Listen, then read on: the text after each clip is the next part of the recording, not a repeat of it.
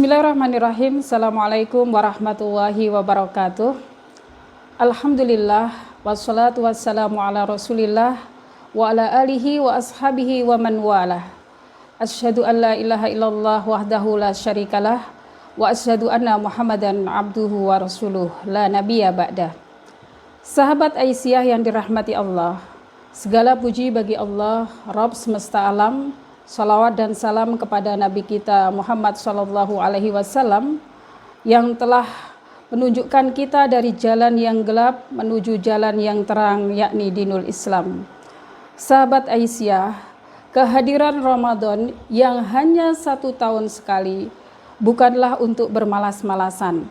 Sayangnya, tidak sedikit orang yang menilai demikian. Bulan yang penuh rahmat ini seringkali dianggap sebagai kendala untuk mengoptimalkan produktivitas. Ketika kita melihat sejarah, kemenangan Perang Badar, penggalian parit saat Perang Khandaq, perjalanan menuju Perang Tabuk, semua terjadi pada bulan Ramadan. Akbar Shah Najibadi dalam bukunya The History of Islam mencatat bahwa pada tanggal 11 Ramadan tahun 8 Hijriah bertepatan dengan dimulainya arak-arakan 10.000 pasukan muslimin menuju Fathu Makkah. Begitu juga perang Ain Jalut yang terjadi pada bulan Ramadan 658 Hijriah. Ini sesungguhnya membuktikan bahwa puasa bukanlah penghalang untuk mengoptimalkan produktivitas. Bercermin dari sejarah tersebut, maka sebuah kekeliruan bila terdapat persepsi bahwa bulan Ramadan merupakan bulan yang digunakan untuk beristirahat. Justru sebaliknya, bulan Ramadan merupakan bulan yang penuh semangat bagi muslimin untuk berjihad, beribadah, dan mengukir prestasi. Ada baiknya kita merenungi sabda Nabi, rubba shaimun laisa lahu min siyamihi illal ju' wa rubba qaimun laisa lahu min qiyamihi illas sahr. Banyak orang yang berpuasa hanya mendapatkan lapar dan dahaganya saja, dan banyak orang yang melakukan sholat malam hanya begadang di malam hari saja.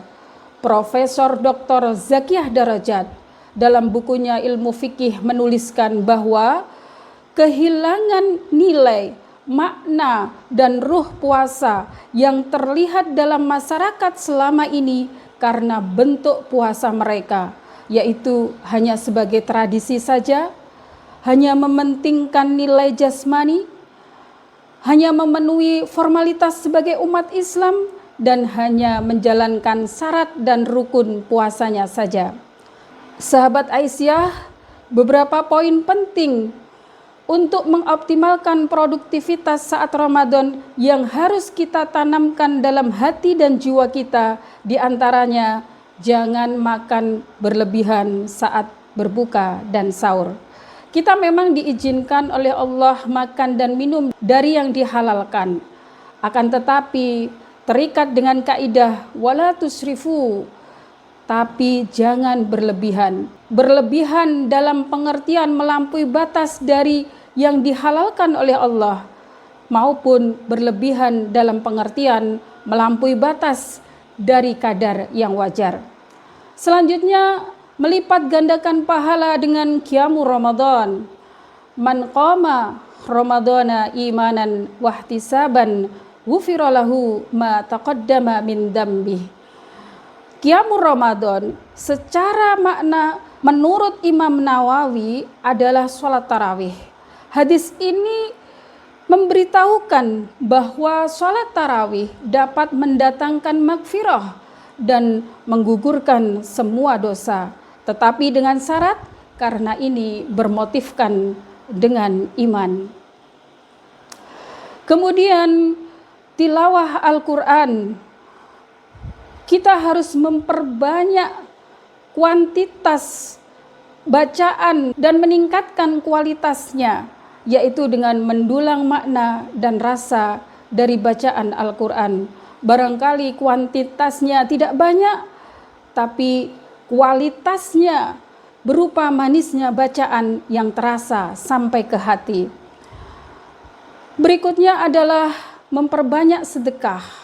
Mengoptimalkan sedekah di bulan Ramadan memiliki nilai yang lebih spesial. Ibnu Abbas berkata, "Kana Rasulullah sallallahu alaihi wasallam ajwadan nas wa kana ajwadu ma yakunu fi Ramadan."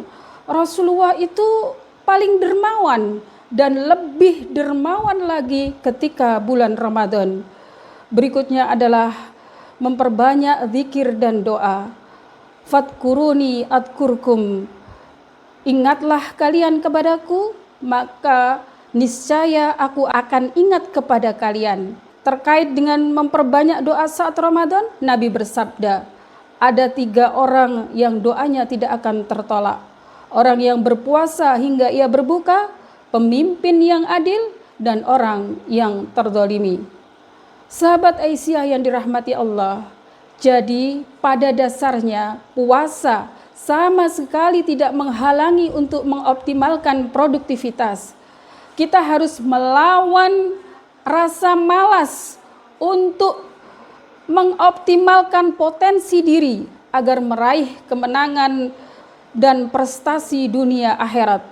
Oleh sebab itu, umat Islam harus menyadari bahwa Ramadan adalah sebagai kesempatan untuk mengoptimalkan produktivitas dan menggapai prestasi yang diberikan oleh Allah Subhanahu wa taala, sehingga kita dapat meraih kemenangan saat Ramadan, dan kemenangan itu akan tetap kita pertahankan di luar Ramadan.